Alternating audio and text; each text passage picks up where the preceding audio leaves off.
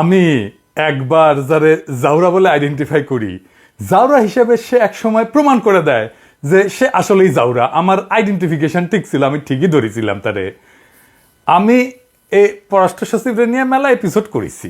পররাষ্ট্র উপদেষ্টা তহিদ সাহেব পর্যন্ত কইছে যে আমি নাকি ওর পিছে লাগিছি, কারণ আমার অন্য কাউকে পছন্দ আছে পররাষ্ট্র সচিব হিসাবে। কথা সত্য, আমার পছন্দ আমি লুকাই না। তো আমি তো মনিকা বেলুচিরে পছন্দ করি। তো তহিদ সাহেব আপনার পছন্দ না জসিমের চাইতে মনিকা বেলুচিরে বা ইন্ডিয়ান নায়িকারে পররাষ্ট্র সচিব করলে তো সবাই মেনে নিত। এটা করেনি, সহজ জিনিস বুঝেন না গায়ে। তা জসিম কেন তার জাউরা উপাধির প্রতি সম্মান দেখাইছে সেটা এনার দেখি। এটা নতুন কাজ করেছে ওই আসেন, এটা দেখে দেখি মজার জিনিস আছে। জসিম পাকিস্তানের সাথে একটা দ্বিপক্ষীয় মিটিং করেছে, করা ভালো জিনিস, পাকিস্তানের সাথে করিছে। মেলা দিন মিটিং টিটিং হয় না, তো সেই দ্বিপক্ষীয় মিটিংয়ে কি করিছে, সে আওয়ামী বয়ান তুলে ধরিছে। পাকিস্তান নিয়ে আওয়ামী বয়ান কি ছিল, মানে যে সিপি গ্যাং এর গর্দবগুলো, আওয়ামী লীগের গুলা কি করতো, কি বলতো, আওয়ামী বামেরা কি বলতো, এক নম্বর বলতো পাকিস্তানকে 1971-এর গণহত্যার জন্য ক্ষমা চাইতে হবে। 2 নম্বর কি কইতো, পাকিস্তানের কাছে 1971-এ বাংলাদেশে অনেক পাওনা আছে, সেগুলো ফেরত দিতে হবে। 3 নাম্বার, আইটকে পড়া পাকিস্তানিদের ফেরত নিতে হবে। এই তো, অন্য কিছু কইতো, এগুলোই তো। হাসিনা লেসপেন্সার বিএনপি নেতার ভাই পররাষ্ট্র সচিব জসিম উই আওয়ামী বয়ানরা আবার মাঠে নিছে। এই আওয়ামী বয়ানরে আমি তার প্রত্যেকটা দাবি নিয়ে কথা বলবো, তার শয়তানি আর মূর্খতা ধরায় দেব, এবং এটাও ধরায় দেব যে এটা গ্র্যান্ড ইন্ডিয়ান প্ল্যান। সে পাকিস্তানকে 1971-এ গণহত্যার জন্য ক্ষমা চাইতে বলছে। পাকিস্তান একবার না দুইবার রাষ্ট্রীয়ভাবে ক্ষমা চাইছে বাংলাদেশের কাছে। আমি সেই প্রসঙ্গে প্রমাণ সহ আসতেছি এখন। পাকিস্তান কি গণহত্যার জন্য ক্ষমা চাইছে? 1974-এর 5 থেকে 9 এপ্রিল বাংলাদেশ, ভারত, পাকিস্তানের পররাষ্ট্রমন্ত্রীদের ত্রিপক্ষীয় একটা বৈঠক হয়। সে বৈঠকে বাংলাদেশে প্রতিনিধিত্ব করে মুজিব সরকারের পররাষ্ট্রমন্ত্রী ডক্টর কামাল হোসেন। বৈঠকের অন্যতম প্রধান আলোচ্য বিষয় ছিল 195 জন যুদ্ধাপরাধীর বিচার। এতে পাকিস্তানের প্রতিরক্ষা এবং পররাষ্ট্র প্রতিমন্ত্রী বলেন, কোনো অপরাধ সংগঠিত হয়ে থাকলে আমার সরকার তার নিন্দা জ্ঞাপন এবং গভীর দুঃখ প্রকাশ করছে। আর তখন পাকিস্তানের প্রধানমন্ত্রী জুলফিকার আলী ভুট্টো বলে, মিটমাট ত্বরান্বিত করার জন্য অতীতের সমস্ত ভুল ক্ষমা করে দিন এবং ভুলে যান। এই 2 বক্তব্যের পরিপ্রেক্ষিতে বাংলাদেশ সরকার সিদ্ধান্ত নেয় যে ক্ষমাশীলতার নিদর্শন হিসেবে এই বিচার প্রক্রিয়ায় তারা আর অগ্রসর হবে না। দেশে ফিরে 11 এপ্রিল 1974-এ ডক্টর কামাল হোসেন বলে যে বাংলাদেশে পাকিস্তান যে অপরাধ করছে তা প্রতিষ্ঠা করা, পাকিস্তান কর্তৃক তার সব অপরাধকে স্বীকার করানো এবং বাংলাদেশের বিচার অনুষ্ঠানের সামর্থ্য প্রতিষ্ঠা করাই ছিল প্রস্তাবিত যুদ্ধাপরাধী বিচারের মুখ্য উদ্দেশ্য। বর্তমান ক্ষেত্রেও পাকিস্তান তার অপরাধ স্বীকার এবং ক্ষমা প্রার্থনা করায় এই লক্ষ্য অর্জন করা গেছে। ডক্টর কামাল হোসেনের এই বক্তব্য পরদিন বাংলাদেশের সমস্ত পত্রিকায় প্রকাশিত হয়। এরপর বাংলাদেশের পক্ষ থেকে 195 জন যুদ্ধাপরাধীর বিচারের সিদ্ধান্তটা আনুষ্ঠানিকভাবে প্রত্যাহার করা হয়। এটাই ছিল প্রথম সরকারিভাবে ক্ষমা প্রার্থনা। আর ক্ষমা প্রার্থনা হয়েছে আরেকবার, হয়েছে দ্বিতীয়বার। ক্ষমা চাইছে পাকিস্তানের প্রধানমন্ত্রী ভুট্টো ঢাকায় এসে। 1974-এর জুনে শেখ মুজিবের আমন্ত্রণে পাকিস্তানের প্রধানমন্ত্রী ভুট্টো ঢাকায় এসছেন। ভুট্টোর সামনে রাতে একটা রাষ্ট্রীয় ভোজসভার আয়োজন করা হয়েছে। উপস্থিত আছে স্বয়ং সর্দির বডিগার্ড, মন্ত্রী পরিষদের অন্যান্য সদস্য।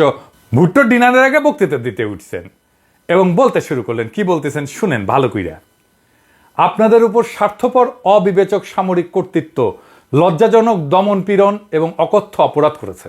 আমি পাকিস্তানের জনগণের পক্ষ থেকে বাংলাদেশের জনগণের জন্য শুভেচ্ছা বয়ে এনেছি। আমাদের দয়া করে তাদের, মানে ইয়াহিয়া খান, তার সাথে এক করে দেখবেন না, যারা শুধু আপনাদের নয় আমাদের উপরও তখন শাসন করত। আমরা আপনাদের বেদনা এবং কষ্টকে অন্তর দিয়ে অনুভব করি। আপনাদের ক্ষতির জন্য আন্তরিকভাবে দুঃখ প্রকাশ করছি। আমাদের শেষ নবীর নাম নিয়ে আমি আপনাদের কাছে বলতে চাই, আমরা আমাদের কৃতকর্মের জন্য অনুতপ্ত, আমরা তওবা করছি। এর চাইতে আর ভালোভাবে কিভাবে ক্ষমা চাওয়া যায়? এইভাবেই তো ভুট্টো তার একটা রাষ্ট্রনায়কোচিত বক্তব্যে 71-এ পাকিস্তানের বাহিনীর বর্বরতার জন্য আনুষ্ঠানিকভাবে ক্ষমা চাইছিল। ভুট্টোর পরে শেখ মুজিব বক্তৃতা দিতে ওঠে। ভুট্টোর সাথে সুর মিলায় শেখ মুজিব বলে যে, আসেন আমরা অতীতের তিক্ততা এবং শত্রুতা ভুলে যাই এবং আমাদের জনগণের জন্য আশা এবং সমৃদ্ধির নতুন অধ্যায় শুরু করি। এইটা পৃথিবীর বিভিন্ন পত্রিকায়, আন্তর্জাতিক পত্রিকায় এটা ছাপা হয়। দেখেন আপনি।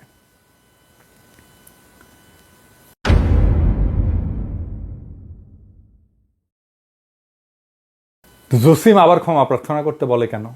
মানে এক অপরাধের জন্য কয়শবার পাকিস্তানের কাছে ক্ষমা চাইতে হবে? আমি পাকিস্তানের প্রতিনিধি দলে থাকলে জসিমের প্যান্ট খুলে নিয়ে পাছায় লাথি দিয়ে কইতাম, যা খুশি করগা। হারামজাদা জসিম জানে না এই ইতিহাস। এই ইতিহাস যদি সে নাই জানে তাহলে সচিবের চেয়ারে বসেছে কেন? বাংলাদেশের ইতিহাস সম্পর্কে বিন্দু মাত্র ধারণা নাই, আবার আইসিসে সচিবগিরি করতে শখ কত। আবার এরা যখন সরানোর কথা কওয়া হয় তখন পিঠ বাঁচাইতে চলে আসে তৌহিদ সাহেব। তৌহিদ সাহেবের ধরিচ্ছি নারায়ণ।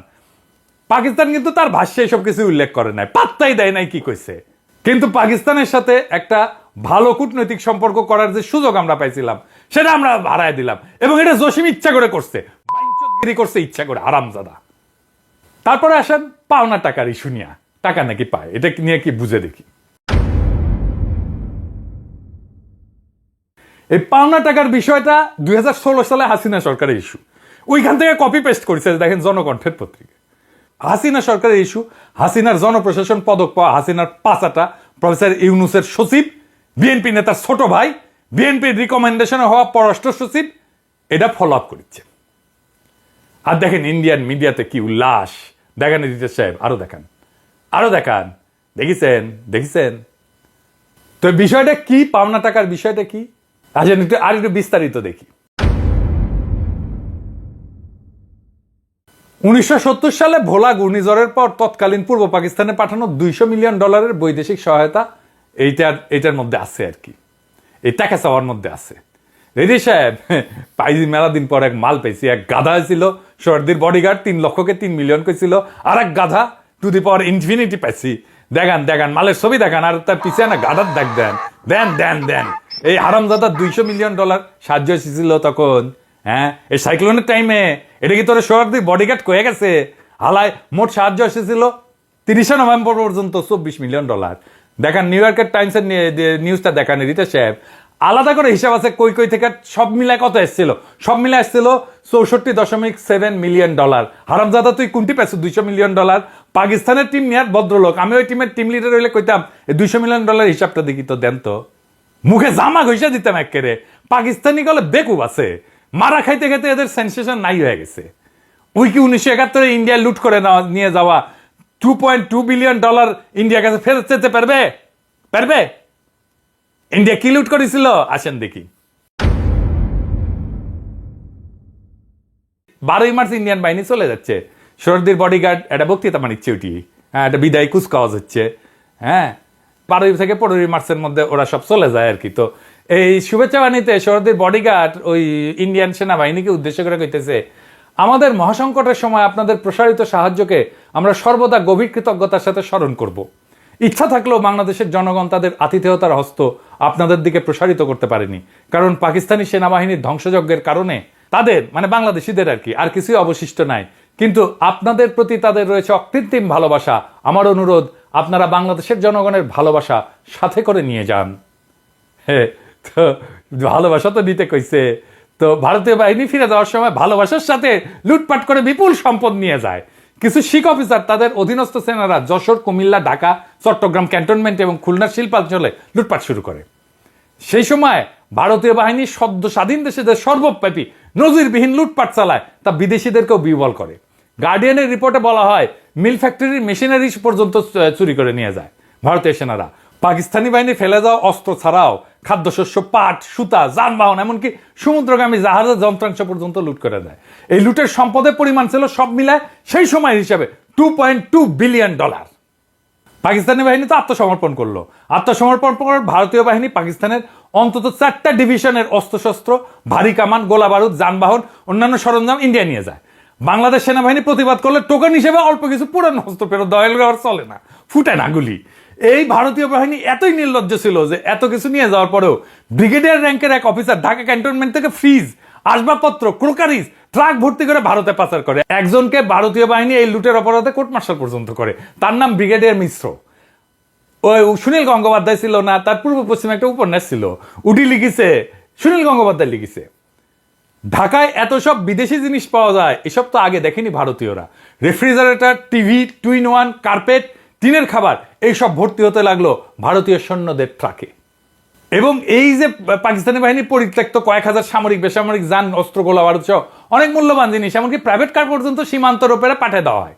এই লুণ্ঠন এত বেপরোয়া আর নির্লজ্জ ছিল যে বাথরুমের আয়না ফিটিংস সেই লুণ্ঠন থেকে রেহাই পায়নি। নবম সেক্টরের অধিনায়ক মেজর জলিল তখন খুলনায়, ওই খুলনা দিয়ে নিয়ে যাচ্ছিল সবকিছু। তিনি প্রাইভেট কার এবং যা যা পাইছেন রিকুইজিশন করে সার্কিট হাউসে রাখছেন মুক্তিযোদ্ধাদের তত্ত্বাবধানে। কিছু সম্পদ রক্ষার চেষ্টা করছেন।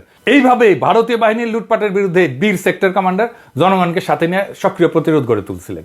ফলো পাইছেন 31শে ডিসেম্বর ভারতীয় বাহিনীর হাতে বন্দী হন, গুম করে ফেলে তারে। যশোর সেনা ছাউনির অফিসার্স কোয়ার্টার একটা নির্জন বাড়িতে তাকে আটক রাখা হয়। বাড়িটা ছিল পাকিস্তানি বাহিনীর একটা নির্যাতন সেল। বাড়িটা অন্ধকার ছিল, রুমে মানুষের রক্তের দাগ, এলোমেলো সেরাসুল, কিছু নরকঙ্কাল ছিল, সাথে শকুন এবং শেয়ালের উপস্থিতির মধ্যে খাটে ডিসেম্বরের রাতে আধা সেরা একটা কম্বল গায়ে দিয়া দেশের প্রথম রাজবন্দী এবং গুম হওয়া সেক্টর কমান্ডার এক বীর মুক্তিযোদ্ধা মেজর জলিল শুনতে পেলেন পাশেই ভারতীয় সেনাদের বর্ষবরণের উল্লাস, নাচের ঘুঙ্গুরের শব্দ, আর সেই সাথে নারী পুরুষের হল্লা। জলিলের সঙ্গে সেদিন ভারতীয় বাহিনী আরো গ্রেপ্তার করে একই সেক্টরের আগরতল মামলায় অভিযুক্ত নৌবাহিনীর প্রাক্তন লিডের সিম্যান সুলতান উদ্দিন আহমেদ এবং মোহাম্মদ খুরশিদকে। বাকি দুইজন খালাস পেয়ে যায়, কিন্তু জলিলের কোর্ট মার্শাল হয়। ইন্ডিয়ান সোলজারদের লুটপাটের প্রতিবাদ করতে গিয়ে কোর্ট মার্শাল হয় মেজর জলিলের। এবার বুঝেছেন তো মেজর জলিল কেন জাসদ করে। ভাগ্যের কি নির্মম পরিহাস, সেই সামরিক আদালতের বিচারক ছিলেন আরেক সেক্টর কমান্ডার কর্নেল তাহের। বিচারে কিন্তু মেজর জলিল নির্দোষ প্রমাণিত হয়, কিন্তু মেজর জলিল নিজে থেকে অন্যায় আচরণের প্রতিবাদে সেনাবাহিনী থেকে পদত্যাগ করেন। এইবার লাস্ট ইস্যু, আটকে পড়া পাকিস্তানিদের ইস্যু। বাংলাদেশকে আটকে পড়া পাকিস্তানি আছে? না, নাই। 2003 সালে সিদ্ধান্ত নেয় সরকার সবাইকে নাগরিকত্ব দিয়ে দেবে যারা বিহারি সম্প্রদায় আছে। প্রায় সকলে নাগরিকত্ব নিয়ে ফেলছে, পাসপোর্ট টাসপোর্ট করে ফেলছে। বাংলাদেশে যাদের জন্ম হয়েছিল তাদের বয়সও 54 বছর হয়ে গেছে, তারাই বুড়া। যাদের জন্ম পাকিস্তানে তার অল্প কিছু মানুষ যারা নাগরিকত্ব হয়তো নেয় নাই, অল্প কিছু আছে, তাদের প্যাডে দেবো এবার জসিম ভাই তোর পোলা মাইয়া তো 5 বছর ইউরোপ আমেরিকার থাকলে নাগরিকত্বের আবেদন করবে লাল ফেলাইতে জিব্বা বের করে। যার বয়স 60 সে পাকিস্তানে ফিরে যায় করবেটা কি? তার কি জীবন নতুন করে শুরু করার উদ্যম আছে? প্রফেসর ইউনূস, আপনি ইনকা ভালসুন দিয়া পররাষ্ট্র মন্ত্রণালয় চালাইতেছেন, ওর তো পিয়ন হওয়ার যোগ্যতা নাই, মিনিমাম সেন্সিটিভিটি নাই, এক বিন্দু মানবিকতা নাই, ও বুঝাই না জিনিসটা কি। তার উপরে আপনি নাকি তার সিনিয়র সচিব বানাইতেছেন, সত্যি নাকি? মানে আমি যারা ঠাপাই তার দেখে উন্নতি হয়, বিষয়টা কি? আমার ঠাপে কি ভিটামিন আছে স্যার? তাইলে তো আমি জাগেরা ঠাপাই তাদের মাইন্ড করা উচিত না, পাশা পাইতে দেওয়া উচিত আমার কাছে। আমি খালি ঠাপাবো আর ক্যারিয়ারে শস্য কয়টা উন্নতি হবে। ক্ষুদ্রকালে আমরা সিনেমার পোস্টার দেখতাম, এটা খতরনাক ভিলেন আসছিল, নাম আসছিল জসিম। আমরা যখন ক্ষুদ্রকাল পার হয়ে লায়ক হয়ে উঠেছি তখন দেখলাম জসিম আর ভিলেন না, নায়ক হয়ে উঠেছে। আমাকে জসিম ক্যারিয়ারে কামিয়াব হইতেছে, যত ঠাপ তত উন্নতি। এই হচ্ছে আর দেখেছেন ক্যাঙ্কা ভ্যাটামিন আমার ঠাপে। তো ইচ্ছা 111 পররাষ্ট্র সচিব আসছিল, মানে যেই সরকার বাংলাদেশকে ইন্ডিয়ার হাতে তুলে দিছিল তার সচিব এই তো ইচ্ছা। তারাই ইন্ডিয়া কলে কইছিল পিলখানা বিডিআর বিদ্রোহের টাইমে সেনা অভিযান হইলে ইন্ডিয়া বাংলাদেশে আর্মি ঢুকে দিবে। অবিনাশ পালিয়া তার বই লিখেছে, এটা ওর নাম ধরে লিখেছে তহিদ সাহেবের। এটার জন্যই সেনা অভিযান হয় নাই। বিডিআর এর কিলিং এ তহিদ সাহেবের দায় আছে, ওনাকে বলতে হবে কেন বাইসা নিল ওনারা ইন্ডিয়া বাংলাদেশকে বার্তা দেওয়ার জন্য। আমি জেনারেল ফজলুর রহমানকে রিকোয়েস্ট করছি ওনার জবানবন্দি নেওয়ার, সাক্ষ্য নেওয়ার, এই বইয়ের রেফারেন্স পাঠাইছি ওনার কাছে। তো ইচ্ছা পাকিস্তানের সাথে আমাদের রাষ্ট্রের সাথে সম্পর্ক করতে হবে। আর জসিমরা দিয়ে আলোচনা শুরুতে কুফা লাগাই দিলেন, এটা সাবোটাজ। ইন্ডিয়ার সাথে কথা বলার টাইমে আপনি কইছিলেন যে আমাদের দেশে ফ্যাসিবাদ কেন সাপোর্ট করিস, আমাদের দেশের রাজনীতি থেকে হস্তক্ষেপ করিস, কেন হাসিনাক আশ্রয় দিস। এখন পাকিস্তানের সাথে আলাপের টাইমে গোয়াত কুরকুরায়, আপনার কুরকুরায়। হ্যাঁ, তো ইউকের সাথে আলাপের টাইমে কি যে কবেন যে সম্পদ আমাদের লুটপাট করিস, কলোনির সময় সেটা ফেরত দাও।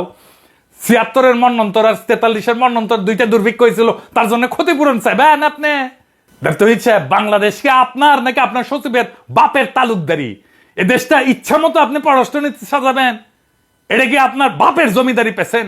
জমিদারি একদম পিছন দিয়ে হান্দায় দিব আপনাদের।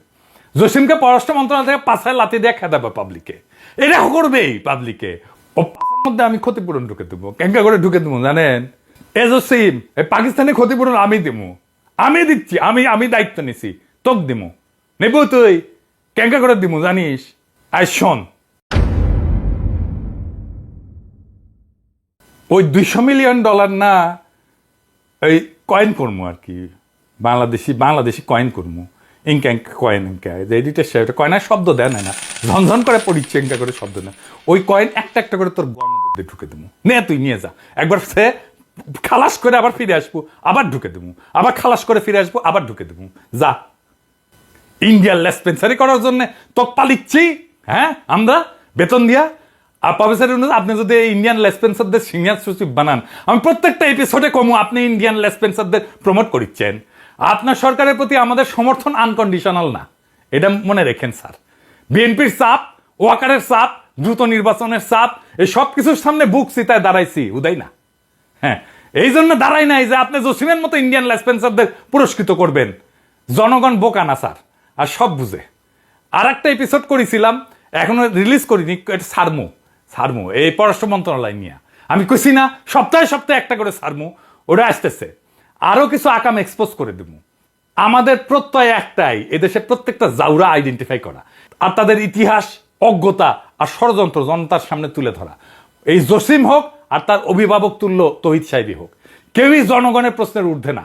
ক্ষমার প্রশ্নে পাকিস্তানের ইতিহাস না জেনে যারা নতুন করে ক্ষমা চাও ধরা চালু করে, তারা আসলে এই ইতিহাস বিকৃতির মাধ্যমে ভারতের চক্রান্ত বাস্তবায়ন করতেছে।